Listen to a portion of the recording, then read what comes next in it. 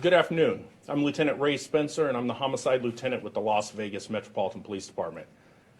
We thought it was very important to have you here this afternoon so we could address multiple questions, but also express our gratitude to the multiple law enforcement agencies that have made this arrest possible. Specifically, the local office here of the FBI and also the Denver office of the FBI, along with the San Jose Police Department. I do want to give a timeline just to kind of walk through some things relating this investigation. So on Monday, May 24th, the father of Liam returned home to his house in San Jose, California. When the father arrived home, he noticed that all of Liam's belongings and all of Samantha's belongings were gone. There was a message that was left for him by Samantha. And I'm just going to quote a little bit of that message, but she specifically tells him, quote, "I'm sorry I had to do it like this." She also goes on to say that I'm going to try to get a house for Liam and I, and that we can talk about this in the future. There was nothing suspicious in that message that would lead the father to believe that Liam or Samantha were involved in any kind of foul play or that there was any harm potentially to come. Over the next week, the father basically did not know what to do. It was on June 1st that the father contacted the San Jose Police Department because he wanted to document the incident. San Jose Police responded to his house and they spoke with him. The patrol officers listened to this message. I've also listened to the message, and there was nothing suspicious from that message. It indicated that Samantha had basically left him and took Liam with her, and they were going somewhere else. He did not want to get Samantha in trouble, and he chose not to file a report to document the parental abduction. It was on the 4th when a friend of Samantha's noticed the sketch that had been circulating on local news networks, and she also knew that Samantha was missing. After observing that, she then went to the San Jose Police Department and explained to them that she felt that Liam could potentially be the person in that sketch.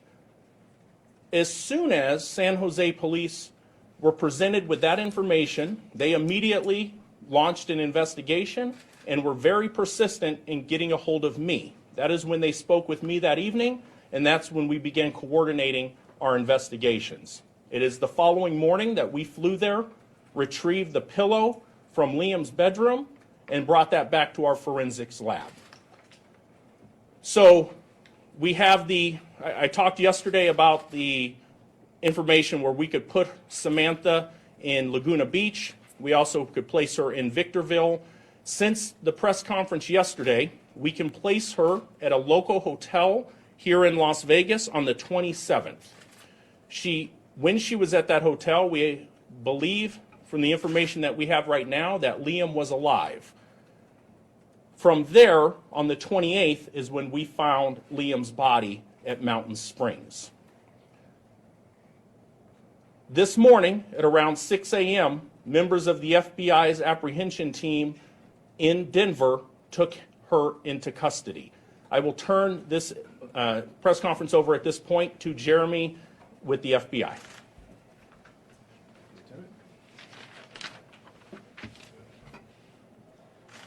All right, good afternoon. I stood up here last week announcing the reward the FBI was offering for the identification of our victim. I expressed that this child had the right to be referenced by his given name, and he deserved law enforcement's commitment to this investigation. While the outcome is heartbreaking, there's a sense of closure that Liam Husted will no longer be referred to as a John Doe. This morning, an arrest was made by FBI's Denver Rocky Mountain Safe Streets Task Force, which is made possible due to the coordinated effort between members of the Las Vegas Metropolitan Police Department, the Las Vegas Criminal Apprehension Team, and the FBI Denver Field Office. While different cities, FBI task forces may have different names, in different cities, but their purpose is all the same. It's standard practice for the FBI to assist our local law enforcement partners if we have a tool, a tactic, or a technique that will be of any use. And this investigation, we are fortunate that we're able to assist in this case. We're very thankful for our strong working relationships within the Las Vegas Police Department, the Las Vegas Metropolitan Police Department, and the law enforcement officers within this community. I do want to just extend my appreciation to the media for your cooperation and your assistance in getting out as much information as you possibly could in such a quick time frame, and also to thank their public for their commitment and for their assistance in us getting to a resolution.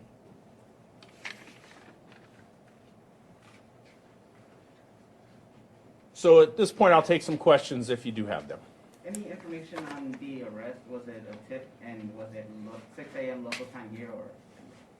It was around 6 o'clock local time, give or take a few minutes this morning.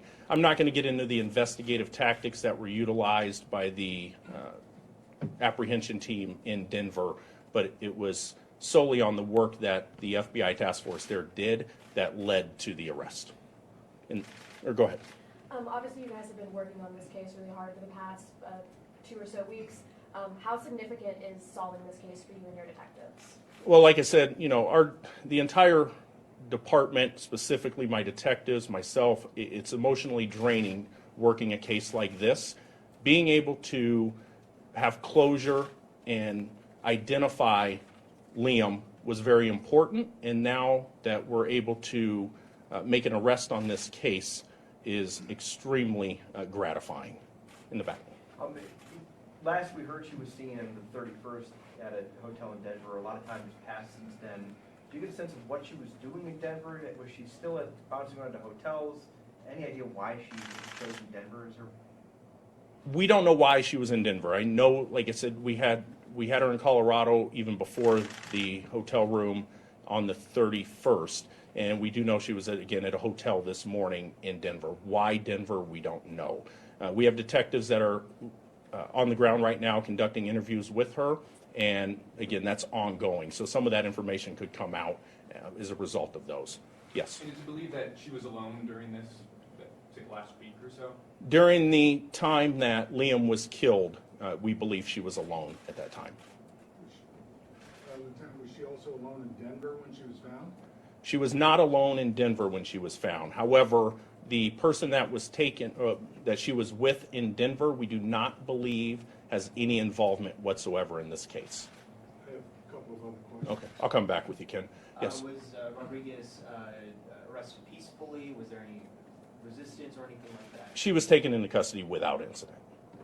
What happens to the car? Is it considered part of evidence, and what do you do since it's in Denver and you guys are here? So we are currently making arrangements. The FBI sealed the vehicle this morning when she was taken into custody. We will have that vehicle towed back to Las Vegas and processed at the LVMPD forensics lab. Ken? The person she was found with in Denver is male or female? She was with a male this morning in So Denver. it was one person. That is correct. So one person, a male in Denver. Had she stayed in some place other than a hotel? That we don't know at this point. And again, we're in the process of interviewing her right now. Understood. Yes. Trying to piece this together, she went to Laguna. She was there for like a day and a half, and then came to Las Vegas and stayed, and then to Denver. It seems just like such an odd route to take. Do you have any sense of why this was her path, what her intentions were at all during this trip? It appears, and this is just our detectives speculating, that she drove down Pacific Coast Highway when we have her in Laguna Beach, and then shortly thereafter she's in the Victorville area. We don't know why that route was taken. Vanessa? When you're trying to identify a body, and in particular a child like this, and you have that sketch and you're asking for information, how does that information get to other police departments, and how much do you rely on them if they do have a missing child? And I know in this case it wasn't a missing report, but how much do you rely on the other departments? Well, that information we coordinate through the National Center for Missing and Exploited Children. And I also, going back, we would also not be here if it was not the work that the National Center did. Their cooperation and their assistance is paramount in this investigation. So when that sketch is generated, that sketch is sent out to multiple agencies. But again, you're looking at a sketch. I mean, I'll tell you what I have learned over the last 10 days is how many missing children there are nationally. I was inundated with reports of missing children from all over the United States. And when I said we had hundreds of tips come in, we were going through all of those because there are so many missing children in the United States. And trying to make an identification from the photograph of the missing children, you know, it's a very complicated and time-consuming process. Yes? Do we know the relationship between Liam's father and Rodriguez? Are they married? Are they divorced? Do they have joint custody? What's going on? I believe it's a common law type marriage. They've been together for an extensive amount of time. They are both the parents of Liam. Yes? Before I ask about the reward, I'll come to Special Agent Swartz on that. Will you tell us how Liam died? Right now, we're not going to get into the specifics on how he died. We do have an idea of how he died. Until the coroner releases the actual result of the autopsy, which is pending toxicology, we're not going to discuss that at this point. And just to follow up on your next question, the FBI does not disclose or discuss the results of reward, the results of the reward money. So, Is there any clearer picture of why this may have happened?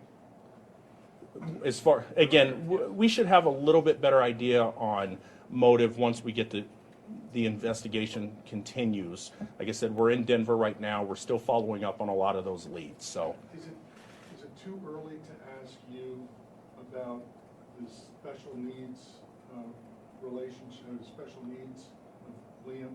I don't. His father refers to those in an email to the San Jose Mercury. Yeah, regardless of what the father has discussed, is that we don't discuss medical history or information publicly. Yes. Can you give me a sense of her mental state when she was arrested? Is competency going to play a role here? And what's the timeline for getting her back to Las Vegas?